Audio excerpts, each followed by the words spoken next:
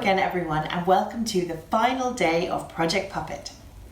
We've had a busy week, we've created puppets, we've decided what type of characters those puppets are going to be, and then we've come up with stories for those characters to be in. And now it's time to turn those stories into plays for your puppets to perform. The words that the characters say in a play are called the script, and the way that we write this down is like this. Bobo, he's our first character, and then we say dot dot and hi. And then Alfred, and then we write dot dot, and he replies hi Bobo. So Bobo says to Alfred hi, and Alfred replies hi Bobo, and that's how we write this down. So have a little think back to the stories that you came up with in yesterday's video and start to think about what each character needs to say to make that story happen.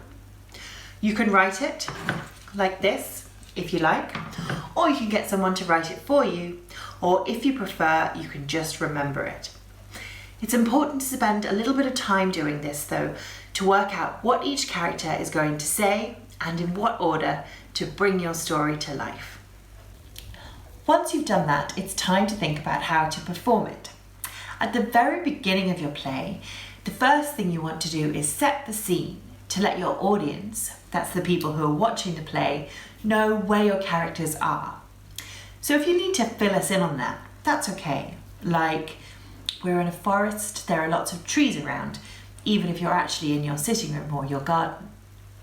Or you could use signs like this one. In a dark and scary forest. Signs like this are a simple and quick way to let the audience know straight away where we are at the beginning of your play. But if you are feeling a little bit more adventurous, just like we did when creating your puppet, you could have a look around your garden or your house and see if there's any bits and bobs that aren't being used that you could use for the setting of your play. So, for example,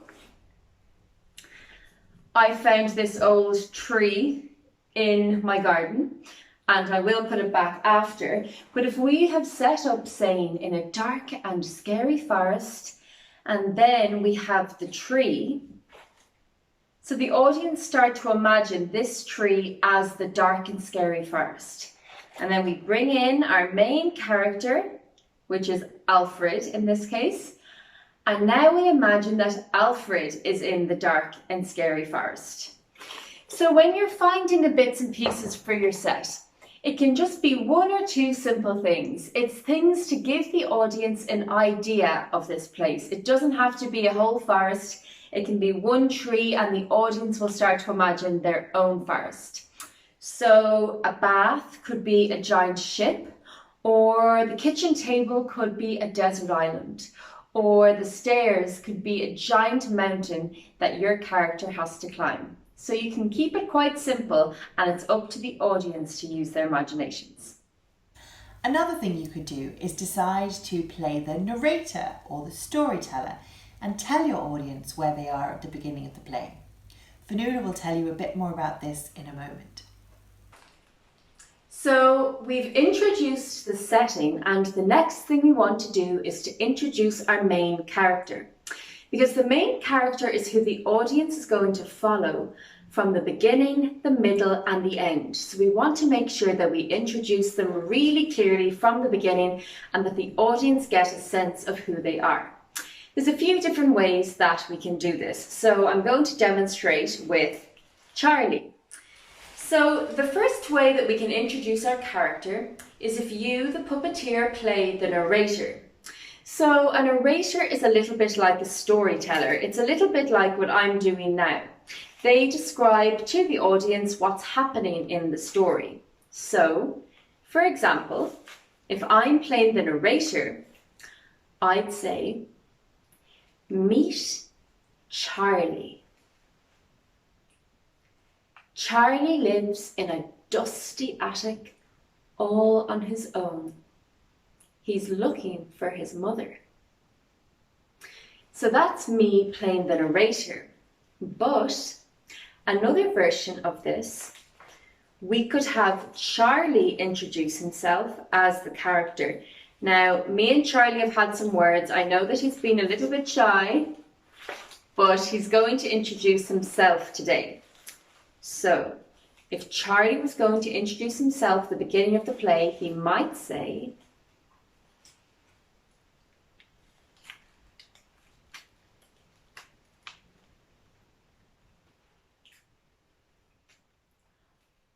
"Hi everybody. Have you seen my mum?" So he's spoken to the audience and he's introduced himself at the beginning of the play. One more version that you could do is that we launch into the play straight away with no introductions and we see the character in their setting. So imagine that we're in an attic. So the narrator, we're in a dusty attic, and then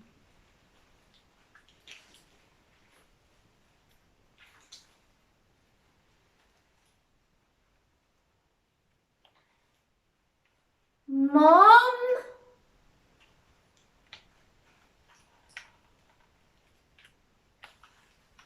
So in that version, we saw Charlie come to life himself. We didn't need to introduce him. We're right in with his problem. Where is his mum? So they're the three versions that you can do. So we have the narrator, we have the character introducing themselves, or we're just brought straight into the world of the character. There are some other things in theatre that we call technical elements that we use to liven up our play. These are lighting and sound, and for this we can use things that we just have at home. So if you have any lamps like these at home, they can be helpful because we can light our characters in particular ways. So you see the way there, we can make Bobo actually look a little bit scary with the shadow by putting the light underneath him like that. Or we could lift up the light and it just lets us see Bobo a little bit brighter. Or if you've got any torches at home or fairy lights, but this is what I've tried with Bobo. You can also use sound and music really well in your puppet play. One way to do this is to ask somebody else to find some music or sound effects for you from the internet and to play them for you while you're performing. You could have music like this, or a sound effect like this. Maybe you have musical instruments at home and you could definitely use those. You could have bells or a shaker. It could be rain, a drum. Maybe somebody drops something on the ground. And what about this one? I think that sounds a bit like a frog. Maybe you have a frog in your play. See what you think. And if you don't have musical instruments, or maybe a more fun way to kind of create sound is to see what you have at home that might make something exciting. So this is a jar with rice in. That could also be rain. You could make your own drum with a wooden spoon and a saucepan. A magical sound. Do something like this. And that could be horses' hooves.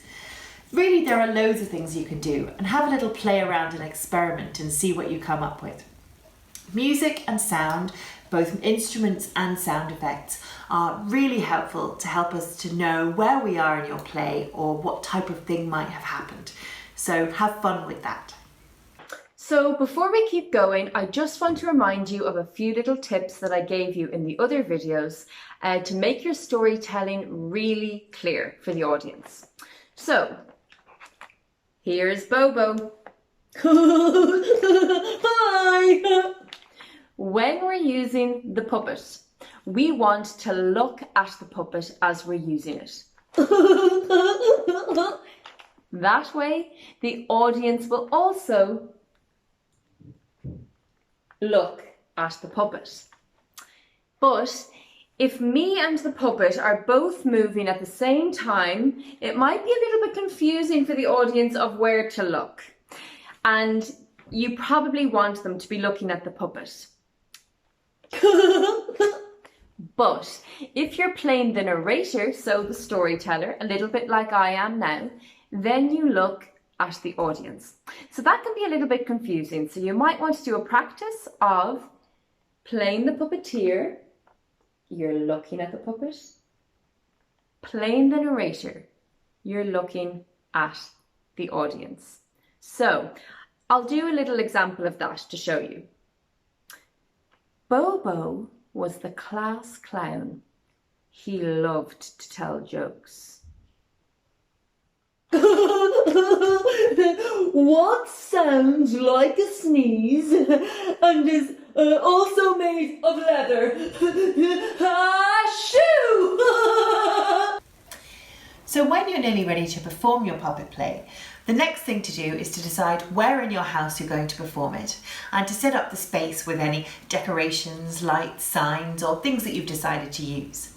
It might be fun and helpful to get brothers, sisters or other family members involved with this to help you set up the space and to help you with the performance of your play. Make sure that you have any musical instruments or things you're using for sound effects close by. And if you have somebody else doing the music and sound for you, make sure they know what they're doing and when. You might want to practice this a couple of times. And then it's time to begin. Before you start your actual play, it might be nice to record a little message for your special person or people, just to let them know that you created these puppets and this whole puppet play especially for them. And then it's time to get out your puppets to set the scene and for the play to begin. Before we do any play, it's always a good idea to have some rehearsals beforehand. So rehearsals are when you practice what you're going to do. So you practice your lines, which means what you're going to say, and also if there's any action, so what happens next, so that when you go to record your play, you know exactly what's happened. You've done it a few times. It won't be perfect the first time or the second time, but rehearsals will help to make it brilliant. Then finally, when you've practiced it lots and you're happy with how your character is telling the story and with how you as the puppeteer are performing it, then it's time to record it. You need to get a grown-up to record it for you using a camera or a camera phone. Maybe get them to do a little practice with you first and have a little look at it on the screen so you can check that you're happy. And don't worry if you make any little mistakes, just keep going. Or if you really want to, you can always start again and record it again. We hope you've had a wonderful time creating your characters, your story and your play, and that you're really proud of what you've made. You should be. And we'd really love to see the masterpieces, so if you'd like to send them on to us, please do. You can ask your parent or your guardian to send them on to the email address that's attached with this post. But the most important person to send it to is that special person who you thought of at the very beginning from video 1. Who are you making this piece for?